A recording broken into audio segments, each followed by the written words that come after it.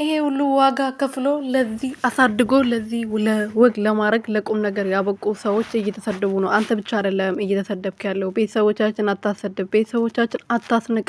ልጅቷ አላረገዘችም። በዛሬ ደግሞ ሳምንት ሙሉ 15 ቀን ሙሉ ቆይታ መጣ አረገዝኩ ስትል እንዴት ትቀበላለህ? ምን አይነት ርካሽ ወንድ ብትሆን ነው?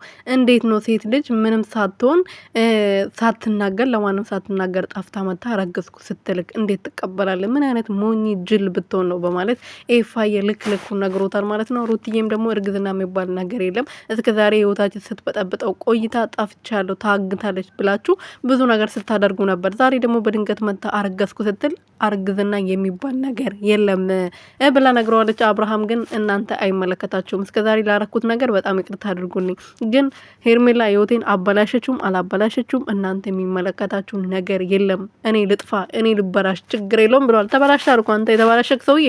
ሰላም ቤተሰብ እንዴት ናችሁ? ደህና ናችሁ? እኔ ያለው እግዚአብሔር ይመስገን።